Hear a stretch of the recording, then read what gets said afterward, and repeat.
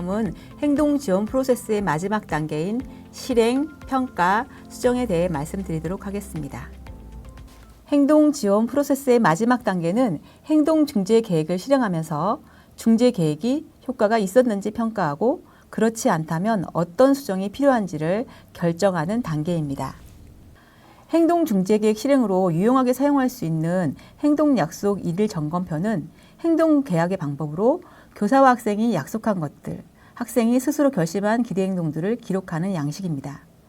행동 약속 1일 점검표는 학부모와 협조체제로 운영될 때 효과적이므로 점검표의 활용이 문제 행동의 진단이 아니라 행동 변화를 위한 교육적 목적임을 학부모님께 충분히 설명하도록 하는 것이 중요합니다. 그리고 아침에 학생이 교실에 오자마자 하이파이브하고 가정에서 가져온 점검표를 받으면서 격려합니다. 하교할 때는 오늘 행동에 대해서 칭찬과 격려를 해주고 다음 행동 약속 1일 점검표를 주고 가정에서는 부모가 점검표를 확인하고 그에 따라서 보상 및 강화를 실시합니다. 행동 약속 1일 점검 카드는 앞서 설명한 것처럼 체크인, 1일 점검, 체크아웃, 가정 연계 과정을 거칩니다. 행동 약속 점검 카드의 구성 요소는 목표 행동, 실시 기간, 보상 계획, 체크표, 소약으로 되어 있습니다. 이 양식은 여러 교재를 참고해서 저희가 구성했습니다. 중요 구성 내용들이 빠지지 않는 한 선생님들 편의대로 만들어 사용하실 수 있습니다. 그래프는 행동 변화를 한눈에 보기 좋고 목표 행동 이행 결과를 학생에게 제시하고 행동 변화에 대해서 소통하고 재계획하는 도구입니다. 특히 정서행동 위기 학생은 청각보다 시각에 민감한 경우가 많기 때문에 말로 잘했다 칭찬하기보다 여유가 된다면 이행 과정을 그래프로 그려보시기 추천드립니다. 컴퓨터로 그리지 않고 A4에 간단하게 그리셔도 괜찮습니다. 학생은 그래프를 보면서 평가하는 시간을 통해 조금 더 잘해보고자 하는 것을 볼 수 있습니다. 한 개의 목표 행동이 성공하면 다음 단계의 목표 행동을 정합니다. 이때 시간이 없으면 교사가 3개 정도의 목표 행동을 주고 그 중에 한 개를 학생이 선택하게 합니다. 물론 학생이 선택한 것이 결국은 교사가 선택한 것이지만 학생은 자기가 선택한 것으로 생각하고 자발성과 책임감을 갖게 됩니다. 연구에 의하면 목표 행동을 학생 자신이 선택했을 때 자발성이 증가한다고 합니다. 다음은 긍정행동 지원에 대해서 궁금한 점을 2가지 나누도록 하겠습니다. 문제행동이 개선되기까지는 어느 정도 시간이 소요되나요?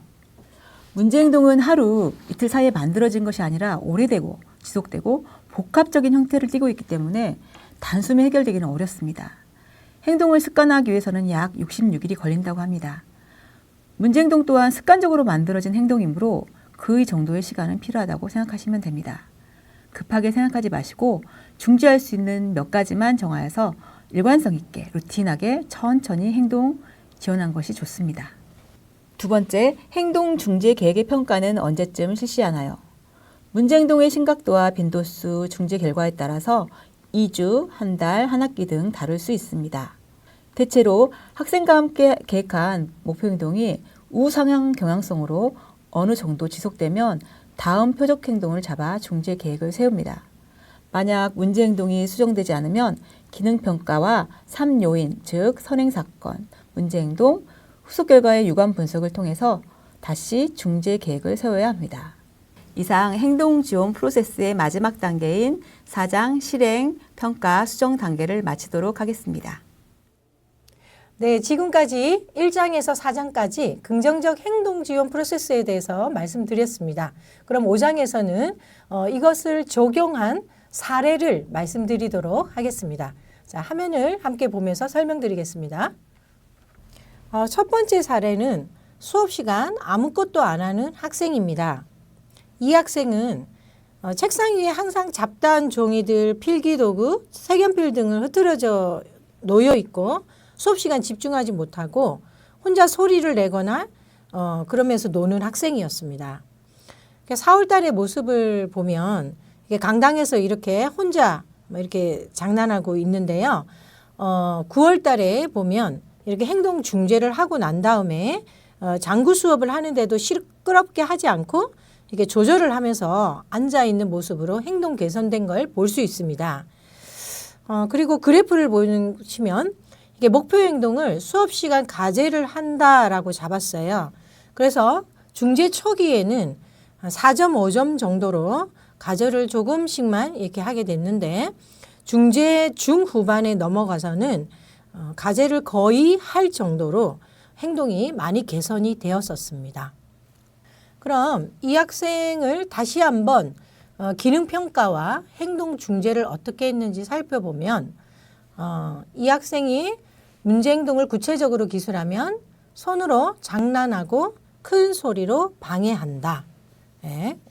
그리고 선행사건은 매 수업 시간마다 심심해서 또는 관심을 끌기 위해서 행동을 하는데 특히 4, 5교시가 되면 좀 더 심해졌었습니다.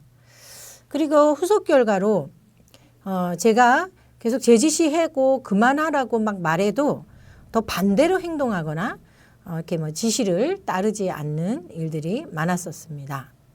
이렇게 ABC 형태로 적어봤고 그래서 엄마와 또 이렇게 아이와 함께 목표 행동을 설정했는데요. 수업 시간 과제를 한다라고 정했었습니다.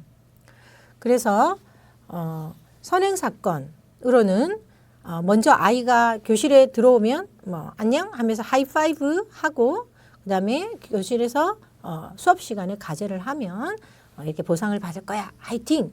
이렇게 이야기를 해주고 그리고 교과서를 펴면 가서 좀 자주 칭찬을 해주고 그리고 뭐 이렇게 과제를 하는 조금만 모습만 보여도 우와 잘한다 하면서 좀 자주자주 칭찬을 해줬습니다.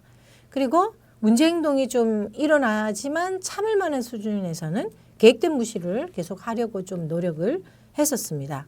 그리고 아이한테 적절히 역할을 부여해서 심부름을 시키거나 좀 이런 일들을 해서 또 칭찬을 일부러 만들어주는 그런 걸 해서 관심 끌기를 긍정적인 적절한 행동으로 관심을 끌면 네가 칭찬을 받는다. 이제 이런 걸로 계속 선행사건에서 미리 예방을 많이 했었습니다.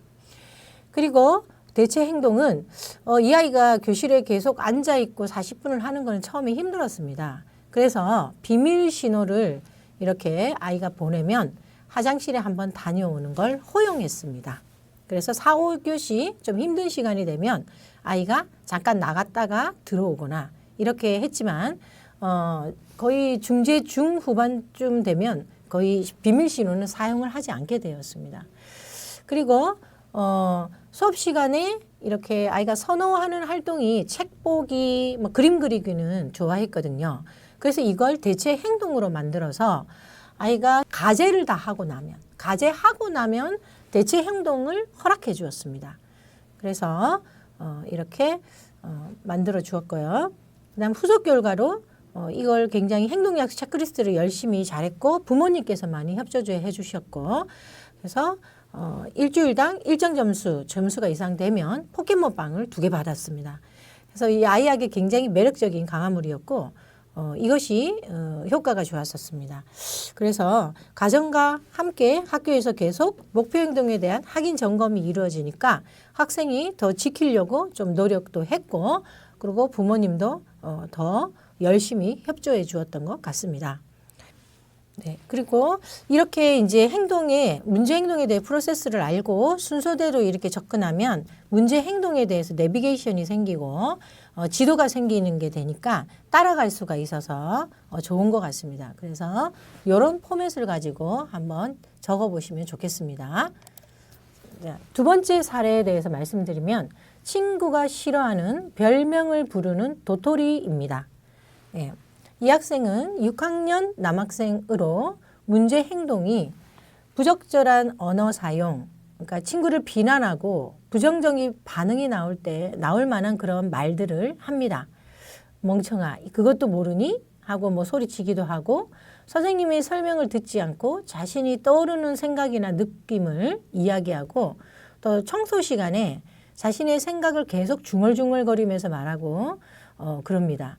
그러면 친구들이 이제 선생님에게 별명을 부르는 게 자꾸 속상하다고 아이들이 이제 계속 이르러 오는 사례가 많습니다.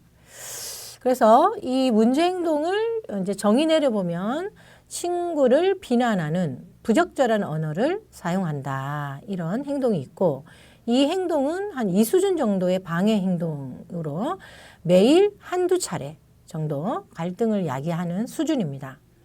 그리고 기능은 관심 얻고자 하는 기능인 것 같은데 가설을 한번 세워보면 도토리는 심심할 때 관심을 얻기 위해 친구들이 싫어하는 별명을 부른다라고 설정을 했습니다.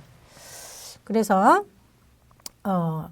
다시 정리를 해보면 선행사건은 주로 쉬는 시간에 일어나고 심심한 상황이 되면 이제 일어나는데 친구의 별명을 부르거나 비난하는 행동을 해서 후속 결과 친구의 부정적인 반응을 통해서 관심을 얻게 된 이제 패턴으로 계속 굳어진 학생입니다. 그래서 중재 전략으로 선행사건에서 먼저 쉬는 시간이 되면 이제 아이를 오게 하거나 아이한테 가서 이렇게 친구 별명 부르면 안 돼. 그리고 친구한테 뭐 해줄래? 뭐 했으면 좋겠어? 뭐 이런 식으로 이야기를 하는 게 좋겠다. 이렇게 이제 이야기를 합니다. 여기서 그 학생에게 목표 행동을 설정한 것은 친구의 이름 부르기, 그리고 친절하게 말하기, 뭐 해줄래? 뭐 했으면 좋겠어? 시비 걸지 않기, 이걸로 목표 행동은 설정했습니다. 그래서 선행사건 조정을 할 때 쉬는 시간에 미리 문제 행동이 일어나기 전에 아이한테 목표 행동을 확인시키는 그것을 했다는 겁니다. 그 다음 이 친구가 대체 행동으로서 친구들이 받아들일 수 있도록 사회적으로 적절한 바람직한 행동에 대해서 계속 선생님이 틈틈이 가르치는 거죠. 자, 이런 상황에서 어떻게 말하면 좋을까? 뭐 해줄래? 이렇게 부탁하는 거야. 이거 해줘. 이렇게 명령하는 게 아니라 해줄래? 라고 부탁하는 거야. 이렇게 가르쳤다는 겁니다. 그 다음 후속 결과 조정으로 이 친구가 이제 약속을 지키면 보상을 제공을 했고, 이제 그렇지 않으면 다시 이렇게 아이한테 제 약속을 확인시키고 이런 것들을 좀 반복해서 일관성 있게 규칙적으로 매일 이걸 루틴하게 적용을 했다는 겁니다. 그렇게 했을 때 이 아이가 일정 부분 이러한 그 별명을 부르고 이런 행동이 감소하고 아이들한테 적절하게 말하는 행동으로 행동이 수준이 올라왔다는 것입니다. 네, 그렇게 해서 행동중재가 도움이 되었던 사례를 말씀드렸습니다. 다음은 세 번째 아이 사례를 소개하도록 하겠습니다. 세 번째 아이는 사회적 의사소통이 좀 어려웠던 아이입니다. PBS 적용 전 첫 번째 사진을 보시면 쉬는 시간에 친구들과 함께 사용해야 되는 매트를 혼자 돌돌 말아서 애벌레처럼 놀고 있습니다. 이렇게 매 쉬는 시간마다 혼자 매트를 차지하기 때문에 친구들과의 사이도 별로 좋지 않았습니다. 그리고 두 번째 사진을 보시면 혼자 쉬는 시간에 뱅글뱅글 돌아다니고 또 교사 주변에서 맴돌았습니다. 친구들과 놀지 못하니까 선생님 옆에 와서 자꾸 선생님 물건을 만지고 선생님과 이야기하려고 했습니다. 그리고 공부 시간에 감정 조절이 잘 되지 않으면 소리를 지르기도 하고 또 친구를 때리기도 하고 이런 행동을 했는데요. 이럴 때는 감정 조절을 위해서 교실 뒤에 마련해 놓은 인형을 만지러 가기도 했습니다. PBS 적용 후에는 혼자 독차지했던 매트 위에서 친구들과 함께 놀게 되었고 책상 정리를 또한 전혀 하지 못했었는데 선호하는 모양의 도장 찍기를 강화물로 제시해서 정리하게 되었습니다. 또 우유당번, 재활용 당번에 대해서 선생님 왜 내가 그런 걸 해야 되는데요? 라고 하면서 전혀 협조하지 않았었는데 나중에는 봉사활동도 스스로 참여하는 모습을 볼 수 있었습니다.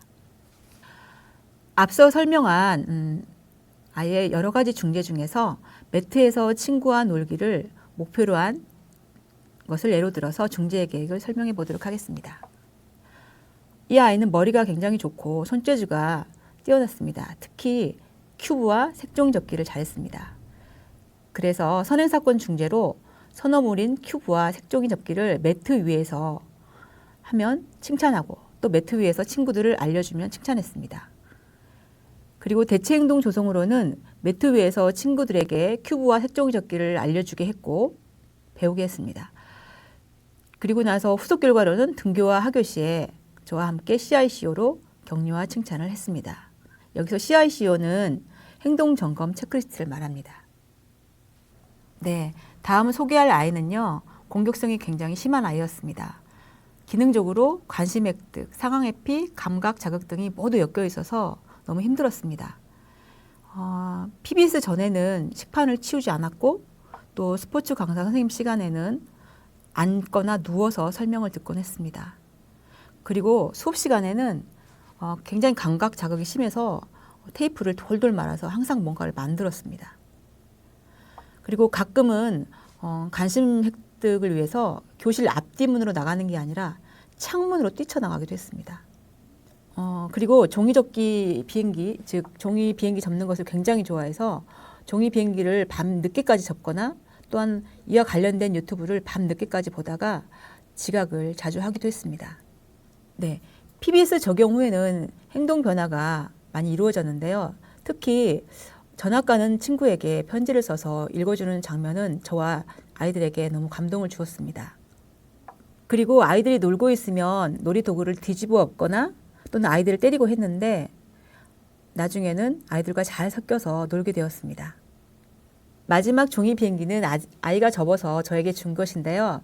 그 글을 보면 선생님, 저 때문에 고생 많으시죠? 힘들게 해서 죄송해요. 라고 아주 감동적인 멘트를 써서 저에게 주었습니다. 이 아이에게 제가 실시한 여러 가지 중재 중에서 친구를 발이나 손으로 때리지 않고 말로 표현하기를 목표로 설정한 것을 설명해 보겠습니다. 선행사건 중재는 미리 놀이 상황이나 유의 사항에 대해서 아이에게 쉬는 시간에 설명해 주었습니다. 대체행동 교수로는 아이가 평온할 때 선생님 도와주세요. 선생님 잠시 쉴게요. 또는 힘들 때 손들기 방법을 TIPP 방식으로 가르쳤습니다. 후속 결과 중재로는 부모님과 정기적으로 통화하면서 가정에서 칭찬과 강화물로 보상하겠습니다. 이렇게 선행사건 중재, 대체행동 교수, 후속 결과 중재를 적용하자 아이는 얼굴이 많이 밝아졌고 친구들과도 아주 평화롭게 잘 지내게 되는 사례였습니다. 지금까지 교실 속 문제행동 지도를 위한 방안으로 행동 지원 프로세스를 들으셨습니다. 이 도구가 정서행동 위기 학생의 전반적인 인성을 변화시킬 수는 없지만 목표로 정한 문제행동은 긍정적으로 변화하였습니다. 선생님께서도 적용해 보시길 바라며 이상으로 마치도록 하겠습니다. 감사합니다.